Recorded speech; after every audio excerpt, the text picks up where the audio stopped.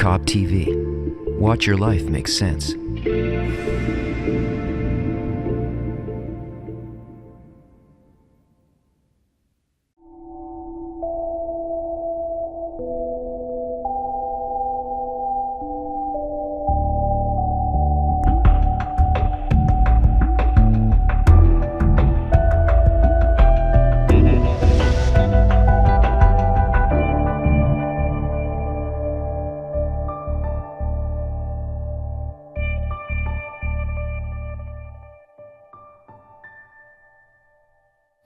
Hello and welcome to Ask the Kabbalist. With me as usual is Kabbalist Dr. Michael Laitman. You can send your questions to the show at any time by going to tv.Kabbalah.info, and there you'll find our Ask the Kabbalist page where you can submit video questions, audio questions, text questions, and we'll be happy to answer your questions here. So let's begin right away with our first video question. This is coming from Sonia from El Paso, Texas. Let's watch the question. My name is Sonia Paul-Fanier and I live in El Paso, Texas. I would like to ask the Kabbalist a question about crossing the barrier. I know in days past individuals crossed over. I'm wondering in our present day if individuals can still cross the barrier or if we must wait for the entire soul to correct and all cross together into spirituality. If an individual still can cross over today, approximately how many years of study should it take for that to happen? Thank you. It's a very non-simple question.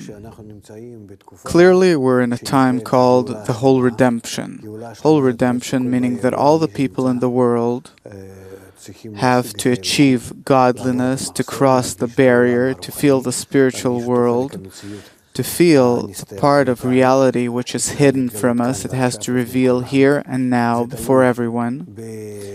It depends on the quantity and quality of people that come to this and want to break through the barrier. It's no longer up to the power of a particular individual as before in previous generations.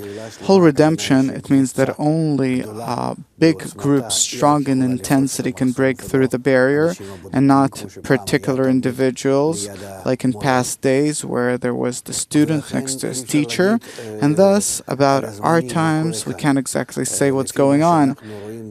According to what we see now, the results are such that many people from all over the world are starting now to accumulate into one big group.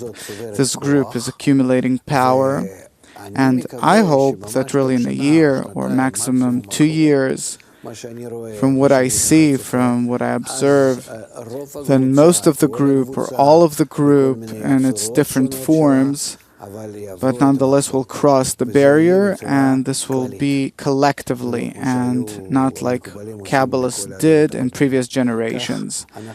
This is the direction that we see. This is what we understand from what's happening to us now in our generation, and also from what we can understand from Kabbalists and also the prophets, because all the prophets wrote for our times. Thus, to say that it has to take 3 to 5 years or 10 or half a year, I can't say. It seems to me nonetheless that a person who starts studying the wisdom of Kabbalah, nonetheless it will take him a few years of study and participating in a group. But it seems to me that the times are getting shorter. I'm saying it seems to me so, I think so, because we're the first taking these steps, like Miss Sonia, who wants to cross the barrier, to ask about the barrier, and to engage in it all together. There was nothing like that in the past in the world. This is only in the recent 20, 30 years, and thus we're truly the first pioneers paving the path. Thus it's very hard for us to say what is the regularity that we're getting into through this entire process, because we're talking about the laws of nature here, like scientists that reveal a phenomenon for the very first time, and it's still not exactly researched nor understood. Okay, let's leave the matter of time for a moment. How much time does it take for a person? Can you say that for sure an individual cannot cross alone to spirituality today? and it has to be a group of individuals? I think so. Again, I think so. Because I see that I, who grew next to my teacher, and I was constantly next to him, I was a student and driver and a servant, everything. And I was next to him most of the day. And this is also how he treated me. Today, from all of my students, and there are those who really want it and are very close, and I work with them very closely and oftenly. Nonetheless, I don't have an inclination, an urge to choose one of them, to be special, to be the student to whom I will pass on all that I have and invest in him in order for him to quickly cross the barrier and to be the leader. It doesn't happen. Let me just to mention to our viewers, in case some of them don't know, that your teacher was Rabash, the son and successor of Baal Sulam, who was really the only true interpreter of the book of Zohar. But I wanted to further ask about this. Okay, so we're saying that only a group can enter spirituality. If we think about this a little, can you see how this happens? Do you think there are about 2 million people studying with us, at least those that we know of today?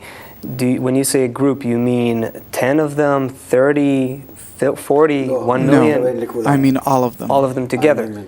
Yes, I mean really all of them.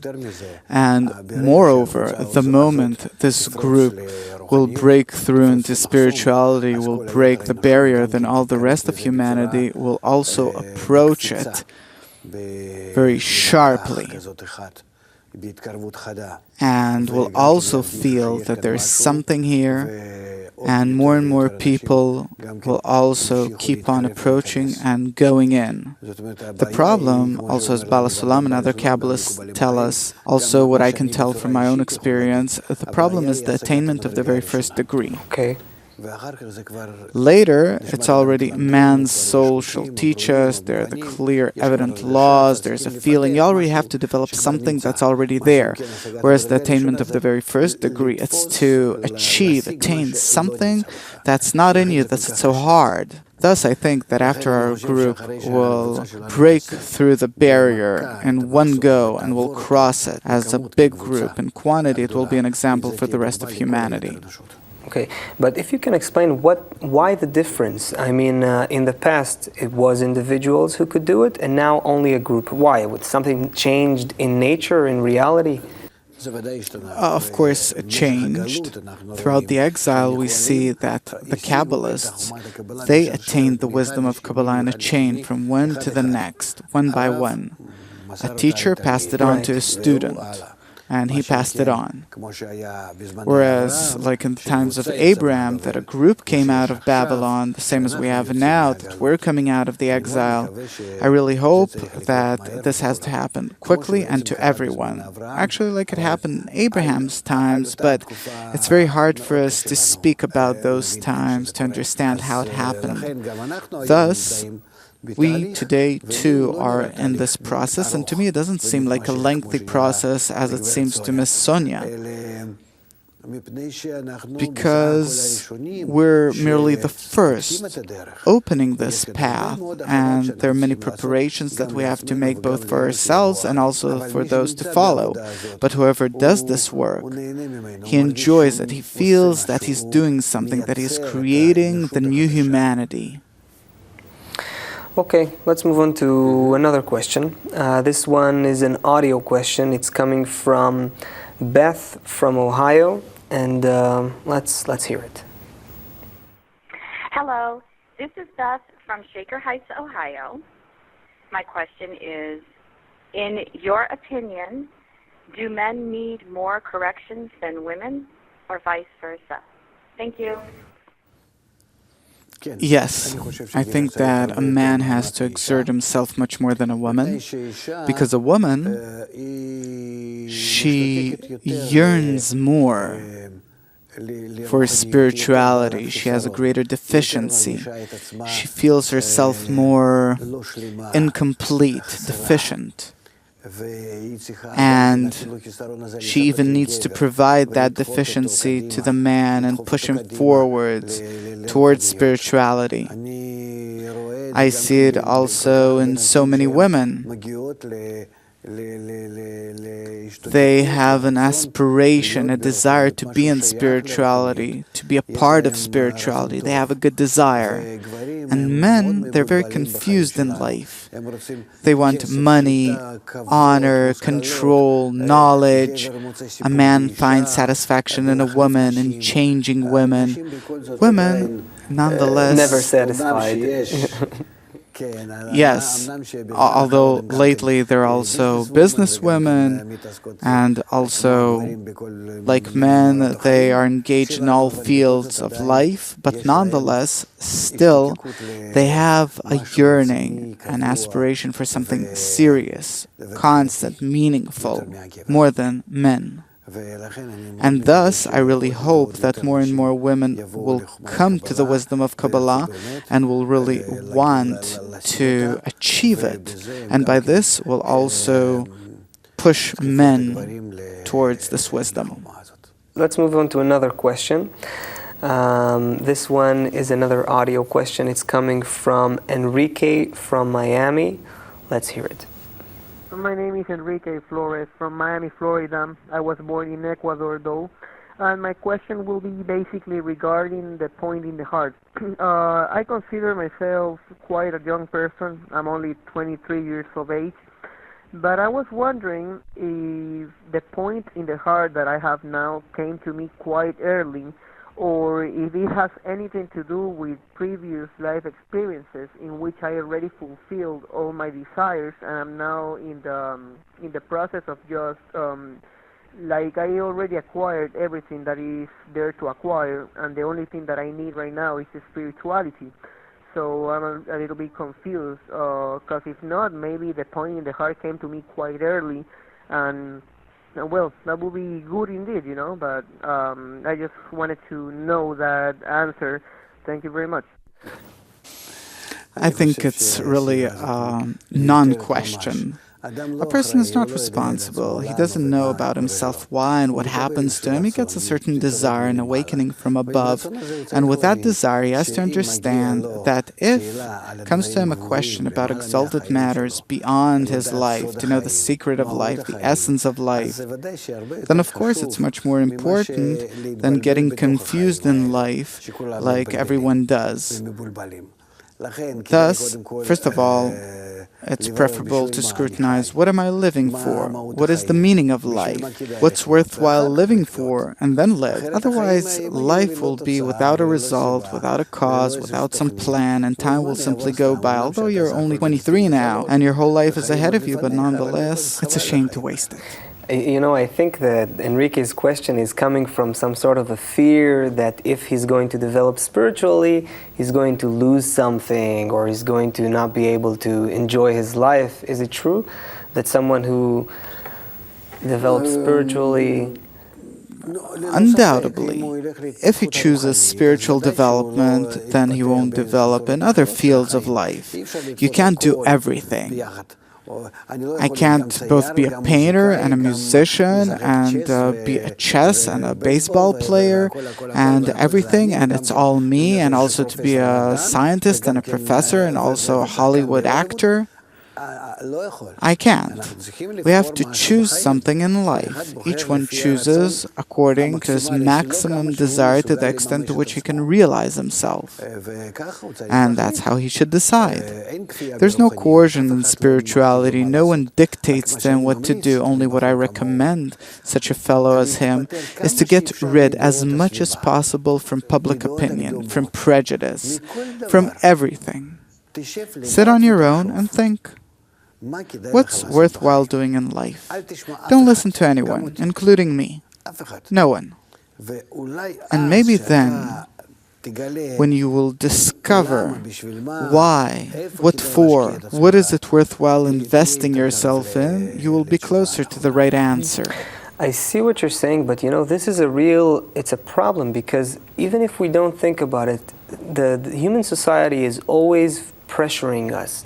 It influences us, and I have all sorts of fears and shames, and it's very hard not to really dig into myself and do what's important to me. There's what's important to the society, and it always dictates what to do.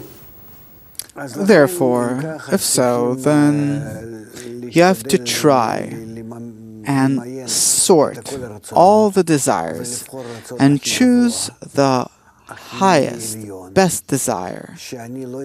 So say, I won't regret that now I'm 60 or 70, and I won't regret taking that path. When I'm already old, even before I leave this life, what do I have as a result of having lots of money, or that I used to be young and I had a good time and everything? What do I have as a result? At the end of my days, what have I accomplished? That now I'm 23 and say I reach the age of 73. What's the difference in these 50 years in between the two? What would you want to accomplish? Follow that. Okay, Enrique, I hope you'll be able to make the right choice for you. But the wisdom of Kabbalah can nonetheless awaken in him all his desires without forcing him and help him choose. How? That it can do. Because when he comes to Kabbalah and starts reading, he starts seeing life, the world, the perspective before him. And even is it worthwhile or not for him to start studying, it is not a wisdom that really pulls you in. There are many people who take a bit interest and then leave, but it helps them later to better review their lives. So even if I feel that I just want a little bit of a lesson here and there, or even to watch this show, that could be enough for me as well, and it still develops me. Yes. Okay. This is good to hear. Let's move on to another video question. This is about inner work. It is coming from San Francisco. Let's watch it. Hi, my name is Ilan. I'm from San Francisco. My question is, how can I use Kabbalah to translate intention and motivation into action? How through Kabbalah? How do you turn the intention, which is something internal and maybe abstract, into an action? What could be an expression of let's say, the right intention? The implementation of the right intention in practice, it is by, with all my vast desire, and even much greater than I have today, but it's a desire in which I can swallow the entire universe and all the worlds, everything, including the upper force. I want to swallow everything, say, in my desire, and I invert this entire desire from reception to bestowal. And by this, I achieve the precise force counter to me that has created me, that sustains me, which is called the Creator. And when I invert myself this way into the very opposite, first of all, I enlarge my desire infinitely. And only then do I invert it into the opposite, from reception to bestowal.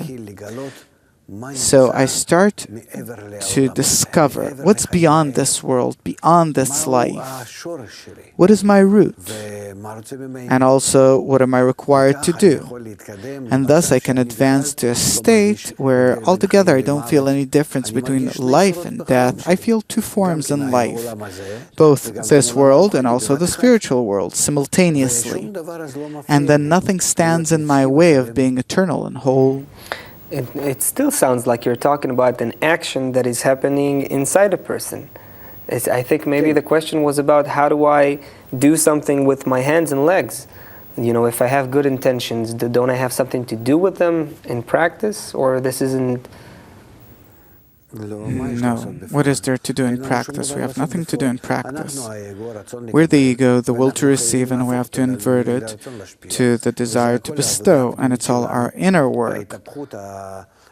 this inversion, this inner evolution of ours, and externally we have nothing to do, nothing. And the more actions we take externally, the more we destroy nature and the world and ecology and everything. Thus Kabbalah says that all the actions, all the corrections are inside a person and his attitude to the world, to life. But even a Kabbalist like Baal Sulam says that you do have to take care of the world, to help people who are needy, to... It's true.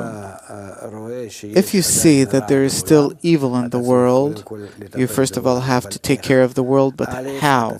First of all, you have to give people the method of correction, because eventually all the evil that is revealed in the world is revealed only because we're not in equivalence with nature, with godliness, that we're opposite to it. And thus by this we block the light from coming to the world and spreading here and fulfilling the whole world. And if we'll correct ourselves, then we'll give the light the ability to break through, fulfill the world, and then the world will not be lacking anything. So first of all, the correction, it has to be in correcting ourselves in accordance to the light, to be ourselves as pipes in order to bring the light,